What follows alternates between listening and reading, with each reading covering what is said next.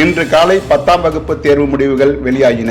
தேர்வு எழுதிய மொத்த மாணவர்கள் 8,94,264 பேர். இதில் வென்றவர்கள் 8,18,743 பேர். இது விழுக்காட்டு அடிப்படையில் 91.55. இவர்களுள் மாணவிகள் 4,22,591 பேர்.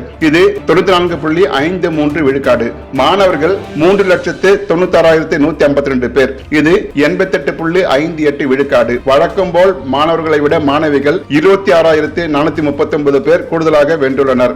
இத்தேர்வில் வெற்றி வாய்ப்பை நழுவ விட்டவர்கள் 75,521 பேர். இது 8.45 விழுக்காடு. இவர்கள் எதிர்காலத்தில் சரித்திரம் படைக்க உள்ளார்கள். தமிழ்நாட்டின் முன்னாள் முதல்வர் மு. கருணாநிதி, நான் 10ஆம் வகுப்பு தேர்வில் தோற்றதே நல்லது.